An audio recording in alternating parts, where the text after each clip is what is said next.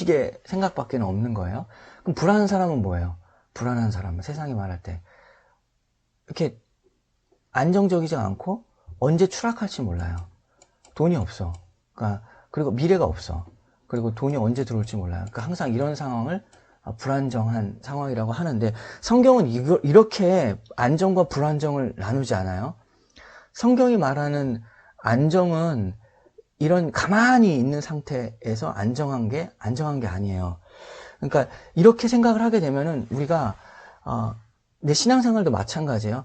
내가 하나님에 대한 지식이 하나도 성장하지가 않고 자라지가 않아요.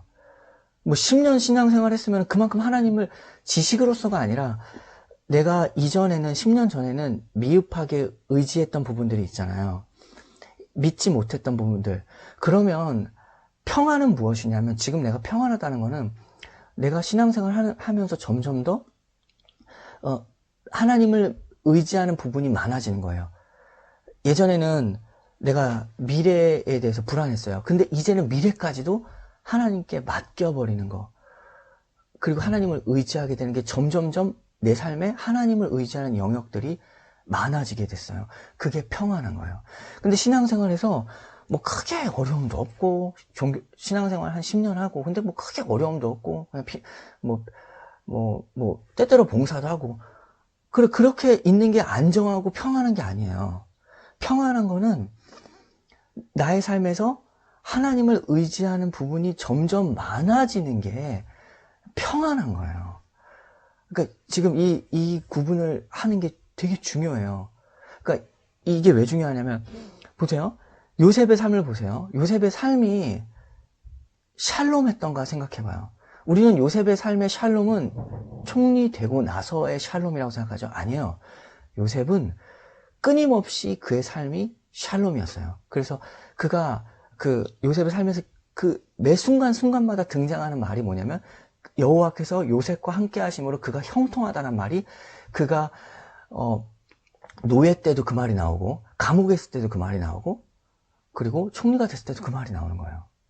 그의 삶은 지금 이 헬라식 사고관으로 보면은 완전 불안하죠. 노예고 뭐 어떻게 앞으로 먹고 살지, 근데 완전 불안한 거거든요. 누가 요셉 보고 뭐 평안하다고 하겠어요. 그 노예인데, 감옥에 갇혀있는데. 근데 아니, 성경은 뭐라고 하냐면, 그가 여호와께서 그와 함께 하심으로 그의 모든 삶이 형통하다라고 한 거예요. 함께 하심이라는 단어가 있죠. 그러니까 함께 하심 속에서 그가 하나님을 알되 하나님을 더욱 많이 알아가서 창세기에서 그가 결국에 하나님의 뜻을 알게 되죠. 그래서 형들을 용서해요. 그러면서 뭐라고 하죠? 하나님을 알아가는 지식이 점점 많이 자라. 그때 뭐라고 하냐면, 창세기에서 여호와께서 나를 여기에 미리 보내셨다는 표현을 써요. 팔려간 건데 요셉은 결국에 하나님을 알되 하나님과 친밀하게 하나님을 더욱 많이 알아가서 하나님의 계획을 알아갔죠. 그래서 주께서 나를 보내셨다는 표현을 어떻게 써요? 팔려간 거죠. 사람이 볼 때는 팔려간 거죠. 근데 안 거예요, 이제. 하나님을 알아. 그러니까 신앙생활이 뭐냐면, 신앙생활이 샬롬하다, 평안하다라는 거는 우리의 눈과 달라요. 교회에서도 우리가 자꾸 교회 사람들과 자기를 비교하기 때문에 그냥 돈 많이 있고 교회에서 점점점 사업이 잘 되고 이런 거를 평안이라고 하지 않고요. 하나님을 알아가는 게 더욱더 많아지고, 내가 믿음이 없었던 믿음의 부족이 점점 더 많아져. 그래서 이제 점점 어떠한 고백을 하게 되냐면, 이제는 정말 뒤로 돌아갈 수가 없다. 주님이 아니면 나는 살 수가 없다. 나는 이제 옛날로 절대 돌아가지 않을 거야. 어떻게 그때로 돌아가? 그때 하나님을 많이 믿지 못했던 그때로 돌아갈 수가 없어. 이제는 앞에밖에 없지 돌아갈 길은 없다. 다시 뒤로 돌아가지 않는다 라는 표현이 점점 더 진해지는 거죠. 우리의 신앙의 표현이 점점 진해지는 게 샬롬이에요. 그래서 여기서 보면은 의인이 흥왕하여라고 되어 있죠. 그러니까 샬롬은 그냥 가만히 있는 게 아니라 번성하는 거예요. 그리고 자라는 거예요. 생명이 자라는 거, 믿음이 자라는 거, 그것이 샬롬이에요.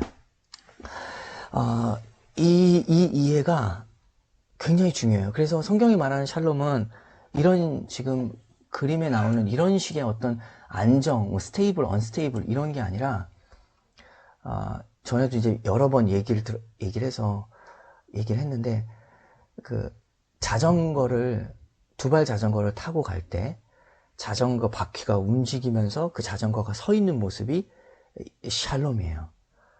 그러니까 자전거를 세워둬서 그냥 가만히 있는 거. 그러면 바람 불면 언제 흔들릴지 모르죠. 근데 자전거를 타면서 전진을 하면서 바람을 맞으면서 그 자전거를 움직이면서 가는 게 샬롬이라는 거죠. 세워둔 게 아니라 하나도 움직임 없이 그냥 가만히 있는 거. 근데 우리는 그거 보고 안정하다. 세상은 그거 보고 안정하다라고 해요. 근데 앞으로 나아가는 거, 하나님께로 더욱 가까이 가는 거, 그게 샬롬이다. 그래서 이 이야기를 꼭 해야 되는 게 관계도 마찬가지예요. 그러니까 이거는 결혼 전과 결혼 후도 마찬가지예요. 가정이 안정하다는 얘기는 가정에 돈이 많아서 무슨 뭐 이런 게 안정한 게 아니라 가정이 안정하다는 얘기는 그 부부와 그러니까 그 남과 여가 만나서 부부가 되어서 점점 더 가정이 안정하는 하나님께 점점 더 부부가 가까워지는 게 아니라 부부의 가까워짐을 통하여 하나님께 점점 더 가까워지는 것이 가정이 안정하다라고 하는 거예요. 지네들끼리는 뭐 잘 살아. 그런데 하나님과 전혀 상관없이 그 가정은 굉장히 불안한 가정이에요. 이거를 잘 이해해야 돼요. 그리고 결혼 전에도 마찬가지예요. 남자가 여자가 만나서 연애를 하죠. 잠깐만. 나 혼자 또 잘 들리죠? 혹시 안 들리면 바로 얘기해줘요.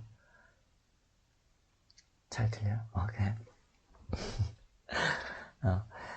샬롬에 대한 이해를 많이 해야 되는 게 이 샬롬이란 단어가 우리 신앙생활에서 너무 중요하기 때문에 왜냐하면 하나님께서 결국에 이 모든 상황을 다 동원해서 뭘 주려고 하냐 내가 너에게 평안을 주노라 라고 했잖아요.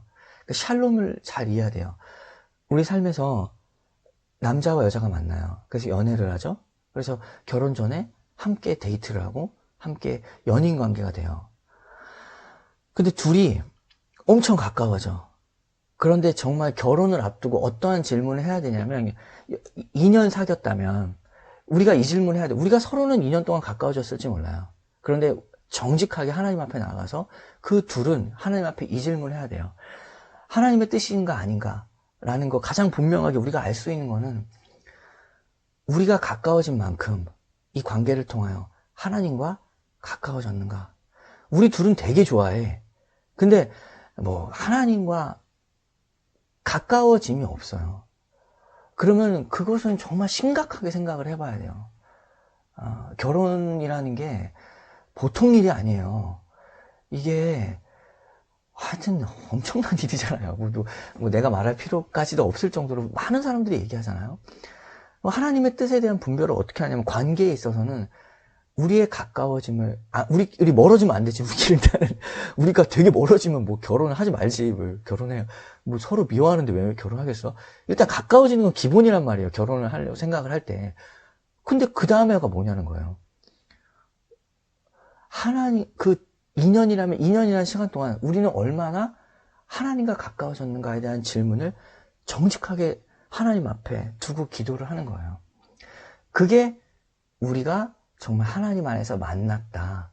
하나님 안에서 우리가 샬롬하다라는 증거가 되는 거죠. 그러니까 샬롬이란 이런 거라는 거예요. 샬롬은 뭐 결혼 준비를 하는데 돈이 있느냐 없느냐. 그래서 우리가 결혼 준비할 때 뭐 안정적이냐 뭐 그리고 그런 게 아니라는 거죠. 우리가 자꾸만 세상에 그런 속임에 넘어가면 안 돼요. 그러면 이제